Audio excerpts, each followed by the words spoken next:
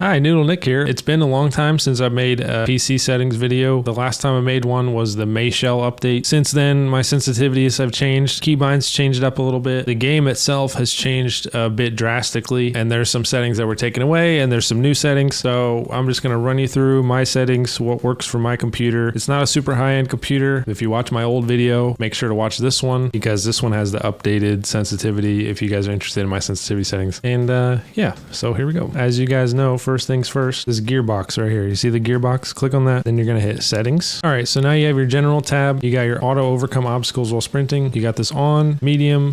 For climb sensitivity, I just leave these at default. I didn't really see an issue with it. I leave it at medium. Skill casting mode, that's going to be cast on release, not double tap. And then damage numbers, I leave them at stacked. I miss the old damage numbers. They changed the damage numbers. Info notifications on, of course. If your teammates are pinging you stuff and you want that information, then go ahead and leave that on. Allow invites from mutual followers, doesn't really matter. Switch weapons when out of ammo. No, go ahead and leave that off. I don't know why that was on. Go ahead and automatically switch weapons out of ammo. You should do that yourself if you like the control of it, but if you want it to just automatically switch, or if you're on mobile, then that might be an easier setting for you. Allow friend spectators, I have that off. Enable others to reserve, that's kind of annoying feature when you're in the middle of a BR and people are trying to ask you to play while you're in the middle of a game, so I have that off. Streamer mode I have off. I like seeing people's names and stuff. Highlights record I have that off because it's a little taxing on the machine. I don't really need it for much, but if you wanted to see like highlights of your match at the end, then it would show, but my computer can't really handle anything besides like the bare minimum basic stuff. So enemy outline border, we have that on, of course. That's just this thing right here, which, you know, I usually have like red. Screen special effects and being hit, I have this off. You know, like it says, it may cause device lag. I don't even want to test it, so we have that off. I don't like the mini map rotation in this game. I'm not a big fan of it. I leave it off. Yeah, I have the button hints displayed. It's just like when you're in the match and it has it on the UI, like what button to push for each thing, because I'm an old man and I need it. Okay, on to the graphics tab. I have it on full screen. If you play it on windowed or borderless, you're going to get less performance overall, but you'll be able to leave your screen and stuff. Actually, I'm on full screen right now and I'm able to move my mouse from one to the other, so I'm not really sure how this is full screen. And of course, monitor 1, and then I have my graphics quality on smooth. I wouldn't recommend ultra extreme if you have a low-end GPU. Trust me, don't do it. I turned extreme on once by accident and my computer sounded like a jet turbine and it did not chill out for like a good minute or two. You know, you got your low, medium, high. I leave it at high. High is 144 or very high is 240. I can't run a consistent 240 in this game. I don't know anybody that can, so I leave it at high and lock it at 144. But if you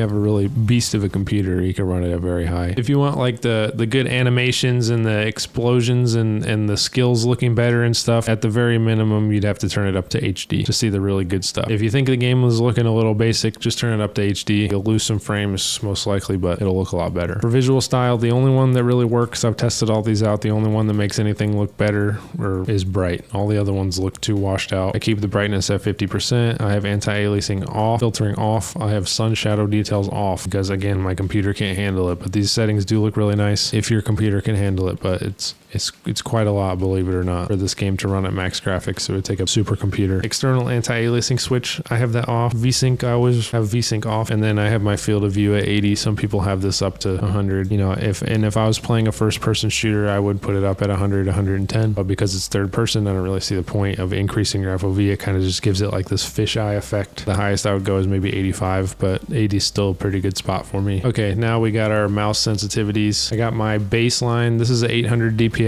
mouse. I also have video on my channel for 1600 DPI, but that's from way back in the day. If you guys are interested in that, go ahead and check it out. So we got the mouse sensitivity at a 3.5, 140, 33, 33, 2015, with just a little bit of extra slowdown as you go up higher in the scope magnification, basically to make it easier to control because you're shooting far away, so you want a little more control over that 8 times for some accuracy. The camera and the firing should match. I know I said back in the day that you should lower your firing a little bit lower than your camera, but I don't recommend this. You will have a hard time getting used to 2 different sensitivities, because what happens is this is your sensitivity for when you're aiming, and then the second you start shooting your first bullet, that is when this kicks in. If this is at 40, let's say your red dot's at 33 and you're aiming, and then boom, this is at 20. The second you start shooting, your aim's going to instantly slow down to that 20%. You won't be able to track them as well. You're not used to the sensitivity, and you have to get used to certain sensitivities for certain things, but the point I'm trying to get across is these need to match or it's going to mess up your tracking. I learned that the hard way. I'm sorry for telling you guys anything different. These numbers should match. And then the vehicle stuff, I messed with these a little bit, but more or less I just kind of lowered them down to be more manageable. And then you have avert invert mouse off, of course, aiming mode hold, printing mode switch, press to use, expand. You just follow these verbatim, dedicated key for consumables, yeah. And then custom bind keys. For my custom bind keys, I'm just gonna kind of scroll through them. For the most part, I have crouch also binded to my mouse. I haven't changed too much on here from default. Besides, I had to switch everything from my tactical skill 1 is my mouse click now because Jetpack is not really a thing anymore. And then my tactical skill 2 is Q. So it's a little confusing. The keybinds are a little different, but you know, just kind of try out and see what works for you. But if you want to try mine, then I'll just kind of slowly scroll through them.